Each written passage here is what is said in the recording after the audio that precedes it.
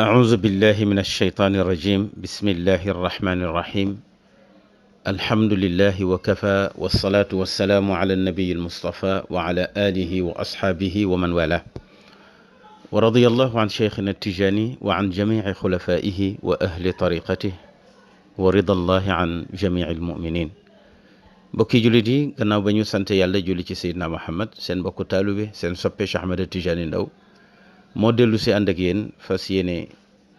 tabaarakallahu waxtaan ak yéen ci li xew ci réew mi rawatina tabaarakallahu góor jigéen ñi nga xamante ni tey ñu ngi dugg si ci réew mi di manifester wu tabaarakallahu ñu leen di xamal rek ne fa ñu toll woon ci xeex ko tey la wàllu gën a aay tey la ñu gën a taxaw pour xeex ko tey la ñu gën a taxaw pour jàppale lislaam te yàlla rek tax tabaarakallaahu mu mel ni doy na misaal rek góor jigéen bi nga xamante ni ñu ngi koy wane muy manifester di wane ne dugg na Sénégal amul njàmbaar ak fit tabaarakallaahu di imposer boppam di wane ne li mu nekk ñeme na ko te ragalu ci dara doy na misaal rek ci ne ak ngóor jigéen suufa ko njëkk a bañ ndax ci suuf la yàlla alage góor jigéen ñi ay xeer yu mu tawoon ci seen kaw ak itam wëlbati gu yàlla wëlbati suuf si ci seen kaw dëkk ba mu def ko am pax wëlbati la féete woon kaw mu féete suuf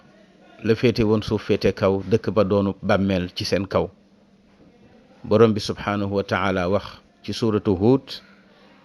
aaya 82 borom bi wax ne أعوذ بالله من الشيطان الرجيم بسم الله الرحمن الرحيم فلما جاء أمرنا جعلنا عاليها سافلها وأمطرنا عليها حجارة من سجيل منضود borom bi subhanahu wa taala di ñu xamal ne ba góor jigéen ñi dëgëre bopp ci lànk bañ a topp ndigalu yàlla bañ a gëm yonent yàlla Luut lu dul di ko ñaawal di ko moke di ko lor tabarakallahu di lor ña ko gëm yàlla nee na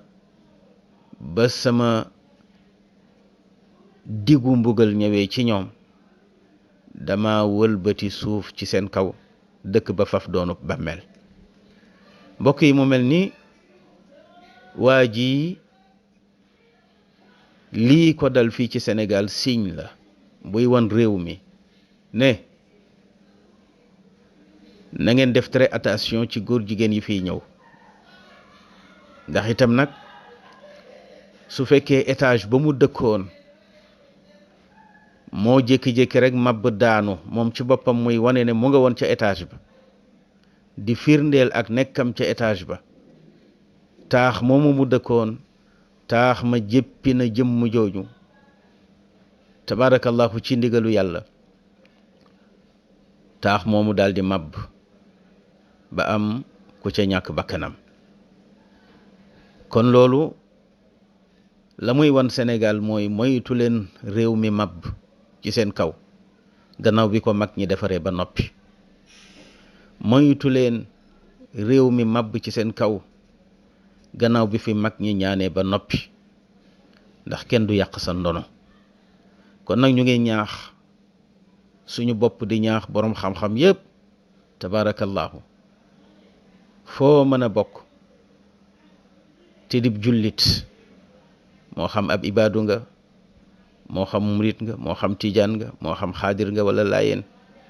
lii nanu ci taxaw jàppoo ànd nekk benn fexe ba ak ngóor jigéen kenn du ko saxal fii ci suñum réew lii de buñ ko defee daañu am ngërëmal yàlla te ngërëmal yàlla moo war a nekk mébétu bépp jullit waaye bu ñu ragalee nag ngir ragal ku ñu tëj kaso wala ragal enveloppe bu ñu doon jox wala ragal billet Makka bu ñu doon jox ñu xañ ñu ko ba tax ñu gëmm ci lii bu ëllëgee bu ñu taxawee ci suñu kanamu boroom dana ñaaw te kenn ku ne ci ñun war naa bàyyi xel taxawaayam ëllëg digganteem ak boroomam ñu waxte yàlla tax di def te yàlla tax lii moo doon samay kàddu ñuy woo boroom xam-xam yépp di woo jullit ñépp ci ñu jóg jàpp ci combat bi te mooy fexe ba ñu criminaliser góor jigéen fii ci Sénégal seen mbokku taalibe seen soppe Cheikh Ahmed Tidiane Ndao wassalaamu aleykum wa rahmatullahi wa barakatuh. J'étais dans l'immeuble qui s'est effondré au Sénégal. J'étais dans l'immeuble qui s'est effondré au Sénégal. J'y étais au moment où ça s'est effondré. Donc là, je viens de rentrer en France. Donc moi, ça va, j'ai pas eu grand chose. Moi, j'ai juste eu mes jambes, enfin mes pieds, parce que j'ai marché sur les gravats. Il y a là derrière aussi. Là, c'est mon talon. Vous allez pas voir. C'est pour ça qu'il y avait plus de, je postais plus rien parce que. Je vous explique. En gros, donc là, il y a un immeuble au Sénégal, aux Almadies, qui s'est effondré. En gros.